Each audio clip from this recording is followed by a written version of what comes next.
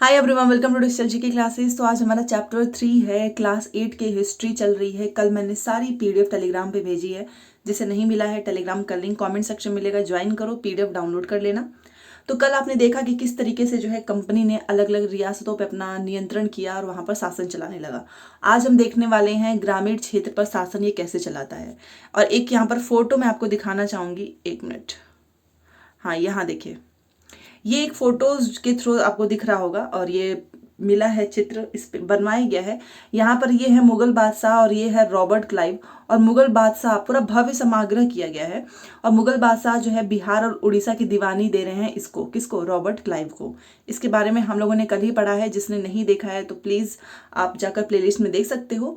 और पीडीएफ मैंने 1 बाय 1 भेजा है, वहां से भी आपको आसानी होगी। कंपनी आखिर में दीवान बन गई। कल भी देखा था हमने कि जिस तरीके से इसको बंगाल का दीवान मिला। और आपको भी पता है कि ये घटना मुट्ठी भर अंग्रेज और हिंदुस्तानी की मौजूदगी में ही हुआ है। और ऊपर मैंने आपको फोटो दिखाया कितना समारोह हुआ है इस चीज के लिए। तो अब बंगाल की जो दीवानी थी वो उसके हाथ आ गई थी और अंग्रेजों के लिए एक निश्चय ही बड़ी घटना थी। तो अब क्या है ना कि इसको कंट्रोल करना, नियंत्रण करना, आर्थिक मामलों के कुछ शासक भी बन गए थे। अब उसको जमीन का शासन चलाने, लोगों से आमदनी का रास्ता ढूंढने के लिए काफी आसानी हो रही थी। तो इसके लिए उसने एक रास्ता भी ढूंढा था जिससे कि कंपनी के बढ़ते खर्चों को पूरा करने के लिए ना ज्यादा से ज्यादा पैसा मिल सके। तो व्यापारी कंपनी के नाते उसे यह भी ख्याल रखना था कि वह अपनी जरूरत की चीजें खरीदे और बेचे। बस ये नहीं कि वो बेचते रहे, इनको खरीदना भी है और बेचना भी है। तो समय के साथ साथ कंपनी को यह भी समझ में आने लगा कि उसे सावधानी के साथ आगे बढ़ना होगा। बाहरी ताकत होने की वजह से उन लोगों को भी शांत रखना था जो कि गांव देहात में पहले शासन चला चुके थे और जिनके पास अभी भी काफी ताकत और रिस्पेक्ट था। ऐसे जो लोग स्थानीय सत्ता में रह चुके थे उन्हें नियंत्रित करना तो जरूरी था, बट उनको खत्म नहीं किया जा सकता है। ठीक है, तो ये है देखने वाला कि गांव और देहात में जो लोग शासन चला चुके थे ना, जो काफी रिस्पेक्ट, काफी पावर था उनके पास, उनको किस तरीके से अपने कंट्रोल में किया जा सके। तो ये एक इनका मोटिव बन जाता है भाई कि हमको गांव पे भी अपना शासन चलाना है। तो कंपनी की आमदनी सबसे पहले देखिए। देखो, कंपनी दीवान तो बन गई थी लेकिन आपको भी पता है कि अभी भी खुद को एक व्यापारी ही मानती थी, क्योंकि भारी भरगम लगान तो चाहती ही थी और उसके आकलन और वसूली के लिए कोई नियमित व्यवस्था करने में हिचकिचा रही थी। उसकी कोशिश यह थी कि वह ज्यादा से ज्यादा जो है, सबका यही था, आपने देखा होगा कि वो लोग राजस्व हासिल करें और कम से कम कीमत पर बढ़िया सूती और रेशमी कपड़ा खरीदें। ठीक है, मतलब इनको चाहिए ना सस्ती चीजों में, फिर उसको लेकर महंगे दाम में बेच दो। तो 5 साल के भीतर बंगाल में कंपनी द्वारा खरीदी जाने वाली चीजों का कुल मूल्य दोगुना हो चुका था।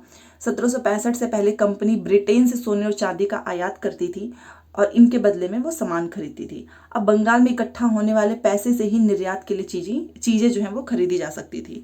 तो अब इसको कोई दिक्कत था नहीं भाई, बंगाल का दीवान जो बन चुका था ये, उसकी इसके हाथ में था पूरा बंगाल। और जल्द ही यह जाहिर हो गया कि बंगाल की अर्थव्यवस्था एक गहरे संकट में फंसती जा रही थी और कारीगर गांव छोड़कर भाग रहे थे, क्योंकि उन्हें, आपको पता है ना कि जो वहां पे काम करते थे उनको बहुत ही कम कीमत पर ना जबरदस्ती बोला जाता था कि भाई तुमको बहुत ही कम कीमत पर बेचना है।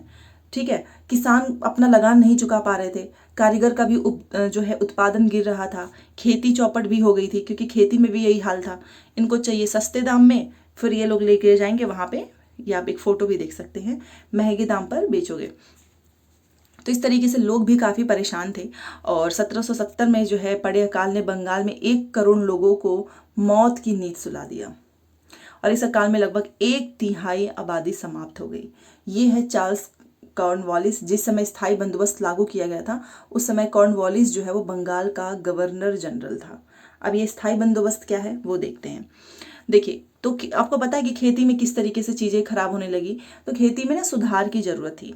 तो कंपनी के ज्यादातर जो अफसर है ना, को यह लगने लगा था कि जमीन में निवेश करना और खेती में सुधार लाना जरूरी है।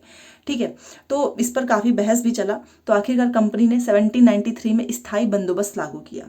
ये जो स्थायी बंदोबस्त है वही, इसको लागू किया और इस पर शर्तों के हिसाब से राजाओं और तालुकदारों को जमींदार के रूप में मान्यता दी गई। याद रखिएगा, प्रश्न पूछता भी है कि स्थायी बंदोबस्त में किसको मान्यता दी गई है, तो जमींदारों को। यह प्रश्न पूछा हुआ है। उन्हें किसान से लगान वसूलने और कंपनी को राजस्व चुकाने का जिम्मा सौंपा गया। किसको? जमींदार को। बार बार बोल रही हूँ क्योंकि जमींदार वाला प्रश्न पूछा हुआ है। और उनकी ओर से चुकाई जाने वाली राशि स्थायी रूप से तय कर दी गई थी। इसका मतलब यह था कि भविष्य में कभी भी उसमें इजाफा नहीं किया जाना था। ठीक है। अंग्रेजों को लगता था कि भाई इससे हमको नियमित रूप से राजस्व में मिल जाएगा और हमारा जो खर्चा वर्चा तो चलेगा ही, जमींदारों को जमीन में सुधार के लिए जो है उसके लिए भी पैसा मिल जाएगा। तो लेकिन इसके लिए राजस्व की भी मांग बढ़ने लगी थी और जमींदार तो भाई फायदे में ही थे। परेशान कौन था? जो लोग थे, आम लोग। ठीक है। तो आपको पता होना चाहिए कि स्थायी बंदोबस्त जब लागू हुआ था, ये प्रश्न पूछता है, उसमें बंगाल का गवर्नर जनरल कौन था? तो वो था कॉर्नवालिस। ठीक है, ये प्रश्न पूछा हुआ है। अब इसमें समस्या भी तो कुछ आ रही थी। देखिए देखिए स्थायी बंदोबस्त ने जो है उसने भी समस्या पैदा कर दिया, क्योंकि कंपनी के अफसर ने भी ने जो है पाया कि अभी भी जमींदार जो है वो खर्च नहीं कर पा रहे हैं, वो जमीन को सुधार नहीं पा रहे हैं। और जो कंपनी ने जो राजस्व तय किया था ना, वो इतना ज़्यादा था कि उसको चुकाने में भी जमींदारों को भारी परेशानी हो रही थी, क्योंकि इन लोगों ने राजस्व ही एकदम कन्फिक्स कर दिया था। जो जमींदार राजस्व चुकाने में विफल हो जाता था उसकी जमींदारी छीन ली जाती थी, और बहुत सारी जमींदारियों को कंपनी बाकायदा नीलाम कर चुकी थी। ठीक है। तो ये एक रीज़न था कि इतना कुछ होने के बावजूद भी सुधार नहीं हो रहा था। और 19वीं सदी के पहले दशक तक तो हालात बदल चुका था। बाजार में कीमतें बढ़ी, खेती का विस्तार हुआ, जमींदारों की आमदनी तो सुधार आया, लेकिन कंपनी को कोई फायदा नहीं हुआ, क्योंकि कंपनी तो हमेशा के लिए ही राजस्व तय कर चुकी थी। अब वह राजस्व में वृद्धि नहीं कर सकती थी। ठीक है। और जमींदार जो हैं उनको अभी भी जमीन की बेहतरी में भी कोई दिलचस्पी नहीं थी, सबको पैसा ही चाहिए। कुछ तो बंदोबस्त के शुरुआती सालों में ही अपनी जमीन गंवा भी चुके थे। जो बचे रह गए थे, अब उन्हें भी जो है बिना परेशानी और निवेश का खतरा उठाए आमदनी की उम्मीद दिखाई दे रही थी। फिर भी आपको पता है कि अभी हमारा आने वाला है ना महाल, अभी इससे प्रश्न पूछता है महलवारी। अभी हमने स्थायी बंदोबस्त देख लिया, उसमें गवर्नर जनरल कौन था बंगाल का? बताओ, वो था कॉर्नवालिस। ठीक है।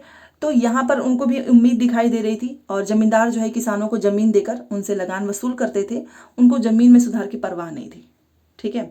तो ये इस तरीके से चलता रहा, और एक तरीके से देखा गया ना कि जो गांव में किसान हैं उनको लगा कि यार ये व्यवस्था तो काफ़ी दमनकारी है, मतलब हमारे ज़मीन की का तो कोई मतलब ही नहीं है, और इनको लगान जो चुकाना था ना वो बहुत ज़्यादा था, और ज़मीन पर उसका अधिकार भी सुरक्षित नहीं था। आप सोचिए, पैसा भी देना है, अधिकार भी नहीं है। तो ये एक तरीके से ना इनके लिए मेंटली टॉर्चर की तरह से भी हो गया, और अक्सर महाजन से कर्जा इनको लेना पड़ता था। वो लगान नहीं चुका पाएंगे तो उसकी पुश्तैनी जमीन से उनको बेदखल कर दिया जाएगा। तो किसानों को बहुत ही ज़्यादा जो है दिक्कत सहना पड़ रहा था। उसके बाद से हमारा आता है महलवारी। महलवारी देखिए, महाल मतलब ब्रिटिश राजस्व दस्तावेजों में महाल एक राजस्व इकाई थी। यह एक गाँव या गाँव का एक समूह होता था। तो ये महाल वाला प्रश्न पूछा है, तो इस चीज़ को ध्यान रखना। अब यहाँ से देखिए एक नई व्यवस्था आती है। ठीक है। तो 19वीं सदी की शुरुआत में ही कंपनी के सारे अधिकारों को इस बात का यकीन हो चुका था कि राजस्व बंदोबस्त में हमको दोबारा से बदलाव करना पड़ेगा। जब कंपनी को शासन और व्यापार के अपने खर्चे चलाने के लिए और पैसे की जरूरत होगी तो वो फिर उसको आगे देखेंगे। तो अब क्या हुआ कि बंगाल प्रेसिडेंसी के उत्तर पश्चिमी प्रांतों के लिए होल्ट मैकेंजी नामक अंग्रेज ने एक नई व्यवस्था तैयार की, जिसको लागू किया 1822 में। मैकेंजी को विश्वास था कि उत्तर भारतीय समाज में गांव का एक महत्वपूर्ण सामाजिक संस्था है और उसको बचाए रखना चाहिए। तो उसके आदेश पर कलेक्टरों ने गांव गांव का दौरा किया और जमीन की जांच, खेती को मापा, रीति रिवाजों को दर्ज किया, और गांव के एक एक खेत के अनुमानित राजस्व को जोड़कर हर गांव या फिर ग्राम समूह, महाल किसको बोलते हैं, ग्राम समूह को, से वसूल होने वाले राजस्व का हिसाब लगाया जाता था। प्रश्न पूछता है कि महलवारी जो व्यवस्था है इसको किसने लागू किया है? तो वो है होल्ट मैकेंजी ने।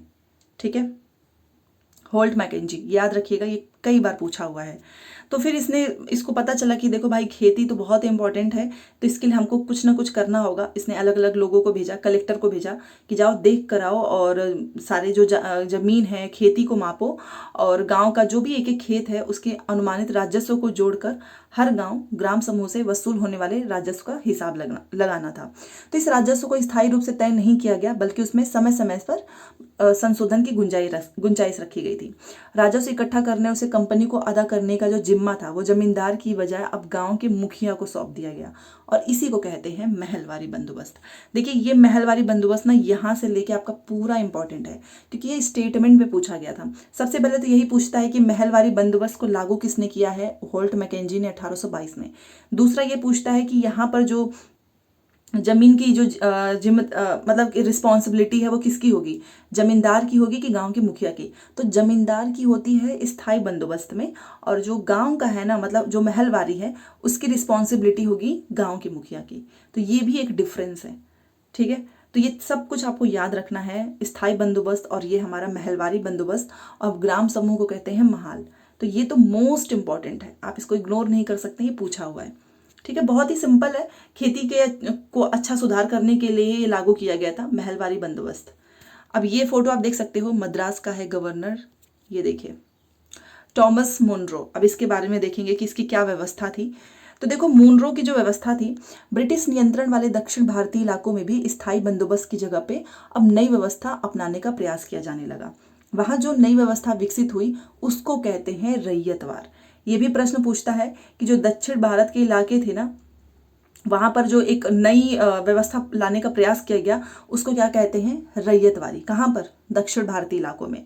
कैप्टन अलेक्जेंडर रीड ने टीपू सुल्तान के साथ चले युद्धों के बाद कंपनियों द्वारा कब्जे में लिए गए कुछ इलाकों में इस व्यवस्था को भी आजमा कर देखा। टॉमस मुनरो ने इस व्यवस्था को विकसित किया, किसको, रैयतवारी को। ठीक है ना, रैयतवारी को किसने जो है किया विकसित, तो इसने किया टॉमस मुनरो ने, और धीरे धीरे पूरे दक्षिण भारत पर यह व्यवस्था लागू कर दी गई। तो सबसे पहले तो याद रखना है कि रैयतवारी व्यवस्था कहाँ पर, तो दक्षिण भारतीय इलाकों में टॉमस मुनरो ने इस व्यवस्था को विकसित किया और ये पूरे दक्षिण भारत में ये व्यवस्था लागू हो गया। तो ये भी प्रश्न पूछा है। अब रीड और मुनरो से रिलेटेड क्या याद रखना है, तो इन दोनों को लगता था कि दक्षिण में परंपरागत जमींदार नहीं थे, इसलिए उनका तर्क यह था कि उन्हें सीधे किसानों से ही बंदोबस्त करना चाहिए। ठीक है, अब जैसे आपने देखा स्थायी बंदोबस्त में जमींदार करते थे, अभी हमने देखा महलवारी व्यवस्था जहां पर जो है गांव का मुखिया करता था, तो यहां पर कौन करेगा, तो यहां पर जो है ना सीधे किसानों से ही करते हैं। ठीक है, जो पीढ़ियों से जमीन पर खेती करते आ रहे हैं, तो राजस्व आकलन से पहले उनके खेतों का सावधानी पूर्वक और अलग से सर्वेक्षण करेंगे। मुनरो को मानना था कि अंग्रेजों को पिता की भांति किसानों की रक्षा करनी चाहिए। इस मुनरो को लगता था कि हम फादर हैं और हमें रक्षा करनी है किसानों की।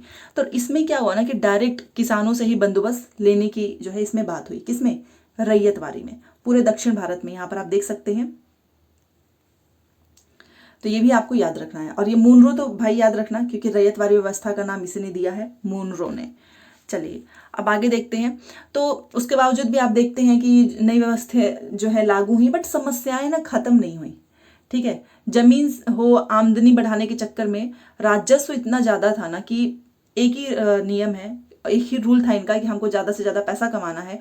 राजस्व इतना हाई रख दिया कि किसान उसको चुका ही नहीं पा रहे थे। ठीक है ना, और इस चक्कर में क्या हो रहा था कि धीरे धीरे जो है वो मेंटली परेशान हो रहे थे, और आपको पता है कि अगर वो नहीं चुका पाएंगे तो उनका जमीन भी उनके हाथ से चला जाएगा। फिर भी सब कुछ ठीक नहीं था। अब यहाँ से स्टार्ट होती है एक नई कहानी, और वो है नील की खेती। सबसे पहले तो यूरोप के लिए फसलें, इसको पूरा आपको अच्छे से पढ़ना है क्योंकि यहाँ से प्रश्न बहुत बार पूछा हुआ है। देखो, यूरोप के लिए फसलें, अंग्रेजों ने यह भी महसूस किया कि जो ग्रामीण इलाके हैं वो ना केवल राजस्व प्रदान कर सकते हैं, मतलब इनको पूरा एकदम से निकालना था पैसा अंग्रेजों को, बल्कि वहां यूरोप की जरूरतों के हिसाब से सही फसल भी पैदा की जा सकती है भारत में। ठीक है, यूरोप की जैसी जरूरत होगी भारत में वैसी फसल पैदा हो सकती है। तो 18वीं सदी के आखिर तक कंपनी ने अफीम और नील की खेती पर पूरा जोर लगा दिया, क्योंकि इन दोनों की बहुत डिमांड थी यूरोप में। इसके बाद लगभग 150 साल तक अंग्रेज, सोचिए 150 ईयर तक अंग्रेज देश के अलग अलग भाग में किसी न किसी फसल के लिए किसानों को मजबूर करते रहे, मतलब जबरदस्ती उनसे वो काम कराएं। जैसे कि आप यहाँ पर देख सकते हो, मजबूर कराते रहे। बंगाल में पटसन के लिए, असम में चाय के लिए, संयुक्त प्रांत वर्तमान उत्तर प्रदेश में गन्ना के लिए, पंजाब में गेहूं के लिए, महाराष्ट्र पंजाब में कपास और मद्रास में चावल के लिए। ठीक है, तो अंग्रेजों ने ना अपनी जरूरत के अकॉर्डिंग कि उनको जिस तरीके की फसल चाहिए वैसा उनको उगवाना ही है, बस चाहे कैसे भी करके। तो अफीम और नील पे काफी जो है जोर दिया, और ये आप फोटो देख सकते हैं, ये है एक कलमकारी छापा, और ये है आपको दिख जाएगा मॉरिस कॉटन छापा। अभी हम देखेंगे क्योंकि यहाँ से प्रश्न पूछता है कि किस तरीके के रंग का इसमें यूज होता है। तो रंग का भी कोई इतिहास है, आप ये फोटो देखें। ठीक है, ये आपको पता है कलमकारी आपसे पूछता भी है, ये कहाँ का है, तो आंध्र प्रदेश का है, याद रखिएगा, आंध्र प्रदेश। कलमकारी कई बार पूछा हुआ है, कलमकारी है आंध्र प्रदेश का। और ये कहाँ का है, तो ये है ब्रिटेन के प्रसिद्ध कवि और कलाकार विलियम मॉरिसस द्वारा बनाए गए फूल वाले छापे। तो ये तो भले से मत याद करो, कलमकारी याद कर लेना, आंध्र प्रदेश का है। ठीक है, तो इन दोनों बातों में आपको एक चीज क्लियर दिखेगी, गहरा नीला रंग, ये देखिए ये वाला, ये गहरा नीले रंग का इसमें इस्तेमाल किया गया है, इसको कहते हैं नील, ये। ठीक है, यही जो कलर है जिसकी काफ़ी डिमांड थी, तो ये जो कलर आप देख रहे हैं ना, ये है नील। अब ये क्या है देखिए, तो इन छापों में आपने जो नीला कलर देखा वह नील नाम के एक पौधे से निकाला जाता था। और इस बात की काफ़ी संभावना है कि 19वीं सदी में ब्रिटेन में मॉरिशस के छापों में भी इस्तेमाल किया गया नीला रंग भारत में उगने वाले नील के पौधों से ही तैयार किया गया होगा। क्योंकि आपको पता है कि 150 साल तक इन लोगों ने जो है नील और अफीम अलग अलग राज्यों में जो है उगवाया है। तो नील एक बहुत बड़ा स्रोत था भारत में, ठीक है, मतलब भारत पूरे दुनिया में भारत का जो है नील का सबसे बड़ा स्रोत था। तो आखिर में इसकी मांग क्यों बढ़ी और बाद में लोगों ने मना कर दिया, क्योंकि इससे ना जमीन पे काफ़ी इफेक्ट होता था। देखो इसकी मांग क्यों थी। सबसे पहले नील का जो पौधा है मुख्य रूप से उष्णकटिबंधीय इलाकों में उगता है। 13वीं सदी तक इटली, फ्रांस, ब्रिटेन इसके कपड़ा उत्पादक कपड़ों की रंगाई के लिए भारतीय नील का इस्तेमाल होता था। उसमें भारतीय नील की बहुत थोड़ी ही मात्रा यूरोपीय बाजारों में पहुंचती थी और उसकी कीमत बहुत ऊंची रहती थी। तो इसलिए यूरोपीय कपड़ा उत्पादकों को बैगनी और नीले रंग बनाने के लिए वोड नामक एक और पौधे पर निर्भर रहना पड़ता था। वोड पौधा जो है वो शीतोष्ण क्षेत्र में उगता था, इसलिए यूरोप में आसानी से मिल जाता था। ठीक है, उत्तरी इटली, दक्षिणी फ्रांस व जर्मनी और ब्रिटेन के कई हिस्सों में यह पौधा उगता था। नील के साथ प्रतिस्पर्धा से परेशान यूरोप के वोड उत्पादकों ने अपनी सरकारों पर दबाव डाला कि वे नील के आयात पर पाबंदी लगा दें। क्योंकि क्या हुआ ना कि देखो, वोड से भी ब्लू कलर आ रहा है, नील से भी, बट कंपटीशन बहुत ज़्यादा रहता था और नील की डिमांड सबसे ज़्यादा थी, क्योंकि इसका जो कलर होता था ना वो काफ़ी गहरा होता था। ठीक है, तो बाद में ये परेशान हो गए यहाँ के कि भाई इसको बंद करवाओ, इसके आयात पर पाबंदी लगवाओ। अब यहाँ पर देखिए, मगर कपड़े को रंगने वाले तो नील को ही पसंद करते थे। मतलब सब जानते थे ना कि भाई ये कलर सबसे बेस्ट है, तो नील से बहुत ही चमकदार नीला रंग मिलता था, जबकि वोड से मिलने वाला रंग जो है वो बेजान और फीका होता था। ठीक है, 17वीं सदी तक आते आते यूरोपीय कपड़ा उत्पादकों ने नील के आयात पर लगी पाबंदी में ढील देने के लिए अपनी सरकार को राजी कर लिया, क्योंकि इनका मन था कि हमको तो नील से ही कलर करना है, क्योंकि ये सबसे ज़्यादा जो है ब्राइट होता है। कैरिबियाई द्वीप समूह स्थित सेंट डोमिंगो में फ्रांसीसी, ब्राजील में पुर्तगाली, मतलब इन सभी लोगों ने बोला कि ठीक है, नील की खेती ये सब करने लगे। उत्तरी अमेरिका के भी बहुत सारे भागों में नील के बागान सामने आ गए थे। मतलब धीरे धीरे जो है इसमें ढील दिया गया और हर जगह जो है नील के बागान सामने आने लगे। 18वीं शताब्दी के आखिर तक भारतीय नील की मांग और बढ़ गई। मतलब पहले जितना था ना उससे कई गुना ज़्यादा हो गया, क्योंकि ब्रिटेन में ना इसका औद्योगिकीकरण जो है वो शुरू हो चुका था और उसके कपास उत्पादन में भी काफ़ी भारी इजाफा हुआ। कपड़ों की रंगाई की मांग और तेजी से बढ़ने लगी। जब नील की मांग बढ़ी तो उसी दौरान वेस्ट इंडीज और अमेरिका से मिलने वाली आपूर्ति अनेक कारणों से बंद हो गई। 1783 से 89 के बीच में दुनिया का नील उत्पादन आधा रह गया था और जो ब्रिटेन के जो रंगरेज हैं अब नील की आपूर्ति के लिए बेचैनी से कोई और स्रोत वो ढूंढ रहे थे। अब इसका क्या नुकसान था वो देखो भारत में जो है ब्रिटेन की दिलचस्पी बढ़ी थी। नील की बढ़ती मांग को देखते हुए ईस्ट इंडिया कंपनी भी भारत में नील की खेती बढ़ाने के रास्ते ढूंढने लगी थी, क्योंकि ना इसमें काफ़ी ज़्यादा फायदा होता था और कपड़े की रंगाई के लिए इसको हम ज़्यादा दाम में बेच सकते हैं। और या फोटो देख सकते हो, 18वीं सदी के आखिरी दशकों से ही बंगाल में नील की खेती तेजी से फैलने लगी थी। बंगाल में पैदा होने वाला जो नील है ना वो दुनिया के बाजारों पर छा गया था और ब्रिटेन द्वारा आयात किए गए नील में भारतीय नील का जो हिस्सा है वो केवल 30% था। तो 1810 में ब्रिटेन द्वारा आयात किए गए नील में भारतीय नील का जो हिस्सा है वो 95% हो चुका था। सोचिए, पहले 30 था, पूरा 95। तो जिस तरीके से नील का व्यापार फैला तो कंपनी के अफसर, व्यावसायिक एजेंट नील के उत्पादन में पैसा लगाने लगे और ये जो अधिकारी थे ना वो नील के कारोबार पर ध्यान देने के लिए अपनी नौकरी छोड़ दिए। काफ़ी ज़्यादा इनको प्रॉफिट होता था और स्कॉटलैंड और इंग्लैंड के बहुत सारे लोग भारत आए और उन्होंने नील के बागान लगा लिए। जिनके पास नील की पैदावार के लिए पैसा नहीं था उन्हें कंपनी नए नए बैंक कर्जा जो है वो देने को तैयार थी। मतलब इनको बहुत ही फायदा हुआ था। आखिर में नील जो ये होता है जो इतना गहरा कलर देता है, इसकी खेती कैसे होती है। देखो इसके दो मुख्य तरीके हैं, एक होता है निज, दूसरा है रैयती। जो ये प्रश्न पूछा हुआ है इसलिए मैं आपको बता रही हूँ। ये जो निज होता है ना, निज खेती की व्यवस्था में बागान मालिक खुद अपनी जमीन में नील का उत्पादन करेगा। निज का मतलब प्राइवेट, मेरा है, मैं यहाँ पर खुद अपनी जमीन में नील का उत्पादन करूंगी। या तो वह जमीन खरीद लेते थे, ठीक है, या फिर दूसरे जमींदारों से जमीन भाड़े पर लेते थे और मजदूरों को काम पर लगाकर नील की खेती करवाते थे। ठीक है, तो ये नीच का मतलब कि मेरा खुद का जमीन है, दूसरा कि हम जमीन रेंट पे ले लेंगे, दूसरों को लगवा कर काम करवा लेंगे। बट जो नीच खेती थी ना, इसकी काफ़ी समस्याएं थी।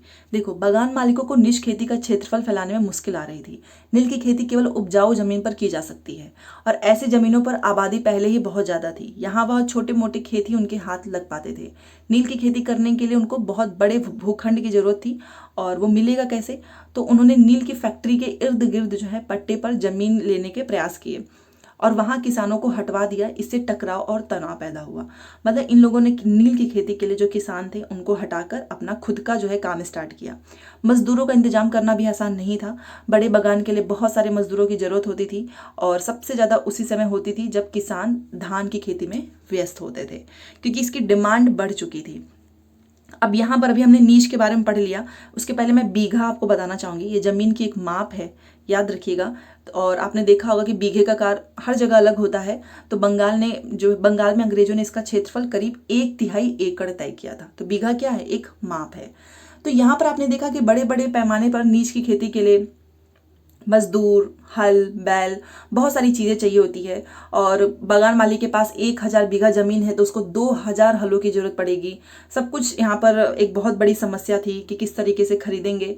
किसानों से भी हल नहीं मिल सकते थे, उन्हें अपने लिए ही इन चीज़ों की जरूरत होती थी। जिस समय नील उत्पादकों की जरूरत होती थी उसी समय आपको भी पता है ना कि किसान जो है वो चावल की खेती में बिजी रहते थे। 19वीं सदी के आखिर तक बागान मालिक नील खेती का क्षेत्रफल फैलाने में हिचकिचाते थे, क्योंकि इसमें हो नहीं पाता था, बहुत दिक्कत आती थी। तो इस व्यवस्था के तहत नील की पैदावार वाली 25% से भी कम जमीन आती थी, बाकी जमीन रैयती व्यवस्था के अंतर्गत थी। अब बताओ ये रैयती व्यवस्था क्या है? अभी हमने स्टार्टिंग में ही पढ़ा है, ये जरूर बताना। तो आखिर में रैयतों की जमीन पर नील की खेती ये कैसे हुई? तो ये देखिए, रैयती व्यवस्था के तहत बागान मालिक जो है वो रैयतों के साथ एक मतलब अनुबंध करते थे। कई बार वे गांव के मुखियाओं को भी रैयतों की तरफ से समझौता करने के लिए मतलब बाध्य करेंगे, और जो अनुबंध पर दस्तखत कर देते थे उन्हें नील उगाने के लिए कम ब्याज दर पर बागान मालिक से नगद कर्जा मिल जाता था। कर्जा लेने वाले जो रैयत को अपनी कम से कम 25% जमीन पर नील की खेती करनी होती थी। ये एक तरीके का अनुबंध है कि अगर तुमने मेरे से कर्जा ले लिया तो तुम 25% अपनी जमीन पर नील की खेती करोगे। तो बागान मालिक बीज और उपकरण मुहैया कराते थे, जबकि मिट्टी को तैयार करने मतलब सब कुछ देखभाल करने उनके ऊपर होता था। जो काश्तकार होते थे ना उनकी रिस्पॉन्सिबिलिटी होती थी, फसल की देखभाल करना है सब कुछ। बट 25% जमीन पर इनको नील की खेती करनी होती थी, और कटाई के बाद से जो फसल है वो बागान मालिक को सौंप दी जाती थी। तो रैयत को नया कर्जा मिलता था। मतलब आप समझ रहे हो, इनको कर्जा मिलेगा, फिर ये क्या करेंगे, 25% जमीन पे फिर से काम करवाएंगे, फिर ये चक्र ऐसे ही दोबारा से शुरू हो जाता था इस तरीके से। ठीक है, ये आप देखिए, ये नील का पौधा है, इसको ऐसे गठरे में ऐसे बांध के फैक्ट्री के पास लेके जा रहे हैं। ठीक है, और ये काम ना मोस्टली जो मेल होते हैं, पुरुष, वही करते थे। इसमें काफ़ी दिक्कत आती थी। यहाँ पर एक फोटो के थ्रू समझते हैं कि आखिर में नील का उत्पादन कैसे होता था। ये देखिए, यहाँ पर फैक्ट्री लगाई गई है, और नील की खेती के पास में ही कारखाना होता था, ताकि आसानी से हम उसको जो है लेकर जाएं। ये है बीटर वॉट, और ये है किणवन होद। अभी इसको देखेंगे तो देखिए, एक बार इसको देख लीजिए। नील की खेती के पास एक कारखाना होता था, विलियम सिप्सन का ये चित्र है। और यहाँ पर क्या होगा ना कि बागान मालिक की फैक्ट्री के आसपास होगी। जैसे ही मान लो कटाई हुई और ये नील का पौधा है, हम इसको आराम से अपने हौद तक पहुंचा देंगे, आसानी होगी। हौद ये रहा, ये रहा। ठीक है, उसके बाद से इसको रंग बनाने के लिए 3 या 4 ये देखिए कुंड हैं, इनकी जरूरत पड़ती थी। और प्रत्येक ये जो हौद है ना, इसका अलग काम होता था। ठीक है, एक में क्या करेंगे, नील के पौधे से पत्ती को तोड़कर गर्म पानी में कई घंटों तक डुबोएंगे। फिर जब वो पौधे उसमें से कलर निकलने लगेगा तो द्रव्य में बुलबुलें उठने लगेंगे। फिर सूखी पत्तियों को उसमें से निकालेंगे, फिर उसको छानेंगे। एक बहुत लंबा प्रोसेस होता था। ठीक है, फिर उसके बाद से दूसरा हौद जो है पहले हौद के ठीक नीचे होता था। यहाँ पर इस घोल को लगातार ऐसे सेक करेंगे और उसको खंगालेंगे, ताकि जब यह द्रव्य हरा और उसके बाद नीला हो जाता था तो हौद में चूने का पानी डालते थे, और धीरे धीरे नील की जो पपड़ियां हैं वो नीचे जम जाती थी। फिर उसको साफ द्रव्य निकाल के छान कर रख लेते थे। ठीक है, तो ये पूरा इस तरीके से इनका प्रोसेस था। और यहाँ पर आप देख सकते हो, ये है नील मजदूर हौद में पड़े घोल को हिलाने, इससे जो है ऐसे पैडल के लिए मजदूर जो है ना 8 घंटे से भी ज़्यादा समय तक कमर तक भरे नील के जो घोल होते हैं ना उसमें खुद से ऐसे खड़े होकर उसको शेक करते थे 8 घंटे तक। कलर निकालने के लिए। हरा होगा, फिर नीला होगा, फिर वो नीचे जम जाएगा, उसके बाद से इसको दूसरे कुंड में उसको निथार का मतलब छान के रख लेंगे, फिर सुखाएंगे, मतलब बिक्री के लिए सुखाकर इसको मतलब इसको निचोड़ेंगे, फिर बिक्री के लिए इसको सुखा देते थे। तो ये एक पूरा प्रोसेस होता था जो कि 8 घंटे से भी ज़्यादा का समय होता था, और ये औरत भी ढो कर लेकर जाती थी। तो यहाँ पर आपने देखा कि किस तरीके से इसका काम हो रहा है।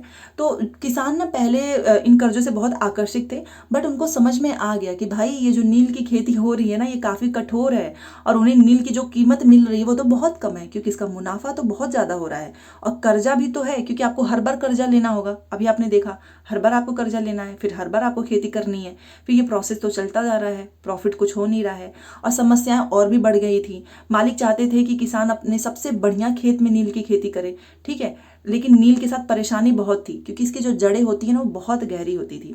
तो क्या करेगा ना, मिट्टी की सारी ताकत जो है खींच लेगा, और नील की कटाई के बाद वहां पर धान की खेती नहीं हो सकती थी। ये बात सब किसानों को समझ में आने लगा, फिर इसलिए इन्होंने विद्रोह कर दिया, नील विद्रोह। और उसके बाद तो 1859 में बंगाल के हजारों रैयतों ने नील की खेती से इनकार कर दिया, क्योंकि भैया इनको तो कर्जा लेना ही पड़ रहा है हर बार। जैसे जैसे विद्रोह फैला, रैयतों ने बगान मालिक को लगान चुकाने से भी इनकार किया, तलवार भाले मतलब सब कुछ लेकर फैक्ट्री पे हमला किए।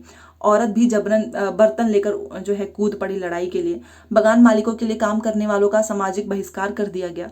बगान मालिकों की तरफ से लगान वसूली के वाले जो गुमास्ता, एजेंटों की पिटाई, मतलब ये सब कुछ होने लगा था कि कैसे भी करके ना हमको इनको बंद करवाना है, क्योंकि हम ये काम नहीं करेंगे, क्योंकि इसमें हमारा खेत जो है वो भी खराब हो रहा है। तो ये सारा जो है बगावत जो है धीरे धीरे चला।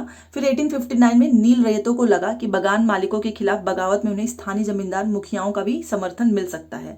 तो इस तरीके से सभी लोग मिलकर नील के जो अनुबंध थे उस पर जबरन दस्तखत कराए गए थे। आपको पता है कि स्टार्टिंग में ही सब कुछ हो चुका था, तो उन्होंने ही नील किसानों को इकट्ठा किया और लठियालों के साथ आमने सामने की लड़ाई लड़ी। कई स्थानों पर रैयतों की जो बगावत के लिए उकसाते हुए खुद जमींदार भी गांव गांव घूमने लगे। जमींदार इस बात से परेशान थे कि बगान मालिकों की ताकत बढ़ती जा रही थी, और बगान मालिक जबरन लंबे समय के लिए उनसे जमीन लेते थे, क्योंकि अनुबंध होता था इस पे। नील के किसानों को ये भी लग रहा था कि अंग्रेजी सरकार भी संघर्ष में उनका साथ देगी। 1857 की बगावत के बाद ब्रिटिश सरकार एक और व्यापक विद्रोह के खतरे से डरी हुई थी। जब नील की खेती वाले जिलों में एक और बगावत की खबर फैली, तो लेफ्टिनेंट गवर्नर 1859 की सर्दियों में इलाके का दौरा किए, और रैयतों को लगा कि सरकार जो है उनकी दुर्दशा से परेशान है। तो ये सारी चीज़ें चलती रहीं। फिर वही हुआ कि रैयतों के नील अनुबंध जो है मानने के लिए मजबूर नहीं किया जाएगा, क्योंकि पहले ना इनको जबरदस्ती काम करवाया जाता था कि तुम्हें साइन करना है, कर्जा लेना है, काम करना है, पैसे देने हैं। बाद में क्या हुआ कि एक नोटिस जारी हुई और कहा गया कि जो भी रैयत हैं उनको नील के अनुबंध मानने के लिए कोई भी फोर्स नहीं करेगा। इस नोटिस के आधार पर लोगों में खबर फैली कि रानी विक्टोरिया ने जो है वो नील की खेती ना करने का हुक्म दे दिया है, ठीक है। तो फिर वहां के किसान शांत हो गए, विस्फोटक भी कंट्रोल में आ गया, किसानों ने अपना समर्थन भी वापस ले लिया, ठीक है। तो ये सारी चीजें हैं, और आप इसमें प्रश्न बेसिकली 2 ही 3 पूछता है कि नील की खेती क्या है, कैसे होती है, लोगों ने इसका क्यों विद्रोह किया, और इसके वजह से क्या क्या इसमें जो है आपको प्रॉब्लम होती है। जैसे कि यहाँ खेती करेंगे तो वो बंजर हो जाएगी जमीन, फिर वहाँ पे धान की खेती नहीं हो सकती है। तो विद्रोह फैला, कलकत्ता के पढ़े लिखे लोग भी नील की खेती, नील जिलों की ओर चल पड़े। उन्होंने रैयतों की दुर्दशा, बगान मालिकों की जोर जबरदस्ती और अत्याचारी नील व्यवस्था के बारे में लिखा कि किस तरीके से रैयतों के साथ जो है बुरा व्यवहार हो रहा है। इस बगाव से परेशान सरकार को बगान मालिकों की रक्षा के लिए सेना बुलानी पड़ी। फिर इसकी जांच हुई, आयोग बना, और आयोग ने जो बगान मालिक थे ना उसको दोषी पाया, ठीक है। तो आयोग ने कहा कि नील खेती रैयतों के लिए फायदे का सौदा नहीं है। आयोग ने रैयतों से कहा कि वे मौजूदा अनुबंधों को पूरा करें, लेकिन आगे से वे चाहें तो नील की खेती बंद कर सकते हैं, आयोग ने कहा, ठीक है। तो इस बगावत के बाद बगानों में नील का उत्पादन एकदम से खत्म हो गया। इसके बाद बगान मालिक बिहार पर ध्यान देने लगे, और 19वीं सदी के आखिर में कृत्रिम रंगों का, आर्टिफिशियल कलर था ना, उसका निर्माण हुआ, और इससे भी उनका व्यवसाय जो है बुरी तरीके से प्रभावित हुआ। उत्पादन फैलाने में भी ये लोग सफल रहे। जब महात्मा गांधी दक्षिण अफ्रीका से लौटे तो बिहार के किसान ने, आपने पढ़ा होगा, जो चंपारण था वहां पर आकर नील किसानों की दुर्दशा को देखने का न्योता दिया था। और 1917 में महात्मा गांधी का यह दौरा नील बगान मालिकों के खिलाफ चंपारण आंदोलन की शुरुआत हुई। अगले चैप्टर में हम पढ़ेंगे डिटेल में चंपारण आंदोलन। यहाँ तक आपको इतना समझना है कि ये जो चंपारण आंदोलन है ये महात्मा गांधी से रिलेटेड है, 1917 का है, बिहार में है चंपारण। तो यहाँ पर नील की जो खेती होती थी उसमें किसान की दुर्दशा को देखे, फिर इसके खिलाफ आंदोलन होता है और गांधी जी की पहली जीत होती है। ठीक है, बाकी आगे तो हम देखेंगे ही। तो अभी आपको इतना देखना है और अगले वाले चैप्टर में हम देखेंगे। ये नीचे के क्वेश्चन आंसर आपको करने हैं। रैयत, महल, नीज, रैयती। तो इसमें से आप मुझे जरूर बताना।